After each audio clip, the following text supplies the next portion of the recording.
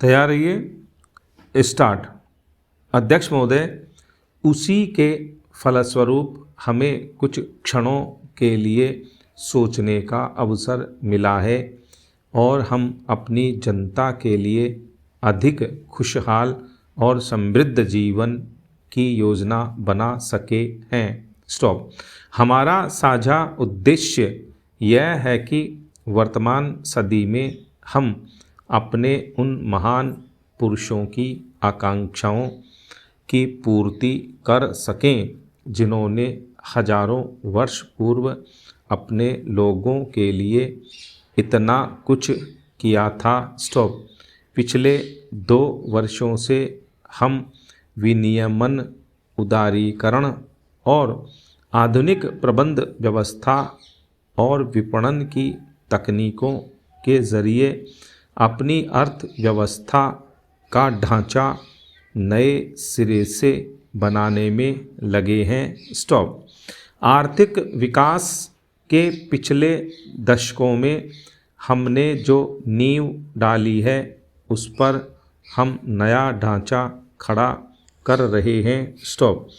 इन नए सुधारों का उद्देश्य यह है कि भारत के आर्थिक भविष्य की योजना ऐसी हो जो मुद्रास्फीति और मंदी के दबावों का सामना कर सके और जहां राजकोषीय अनुशासन और अधिक उत्पादकता पर जोर देना व्यावहारिक हो सके। स्टॉप।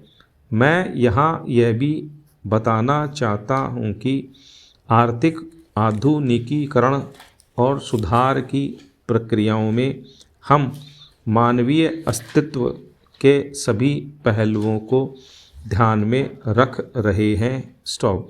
जिन घटकों से हम बढ़िया किस्म का जीवन बिता सकते हैं जैसे साक्षरता, स्वास्थ्य, निवास, न्यूनतम आय और पर्यावरण की सुरक्षा, उन सब पर भी हम ध्यान दे रहे हैं। स्टॉप।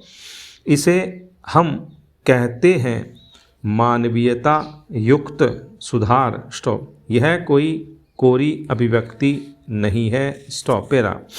सबसे बढ़कर हमारा उद्देश्य एक और बंधन मुक्त मानव समाज को बढ़ावा देने तथा दूसरी ओर विकासशील समाज में न्यायोचित वितरण की आवश्यकताओं के बीच संतुलन स्थापित करना है। स्टॉप। इस काम के लिए हमें जो निर्णय करने पड़े वे वास्तव में साहसिक और प्रभावकारी हैं। स्टॉप। पर उससे भी बड़ी बात यह है कि इन दोनों देशों में जिनका इतना बड़ा इतिहास है ऐसी क्षमता है कि वे अपने अनुभवों से सीखते हैं और अपने चिंतन और नीतियों को यथार्थ के अनुरूप ढाल लेते हैं। स्टॉप। मुझे जिस बात से भविष्य के लिए आशा बंधती है वह यह है कि जब से भारत और चीन अपने भाग्य के विधाता बने हैं तब से उन्होंने अपने अनुभवों से सीखने की क्षमता और योग्यता का प्रदर्शन किया है। स्टॉप। हमारे देशवासियों और हमारी सभ्यता के बारे में भी दार्शनिकों और इतिहासकारों ने यही कहा है। हमारी 4 या 5 हजार वर्ष पुरानी अविच्छिन्न सभ्यता में विगत 2000 वर्षों से दोनों देशों के बीच आपसी संबंध बने रहे हैं। स्टॉप।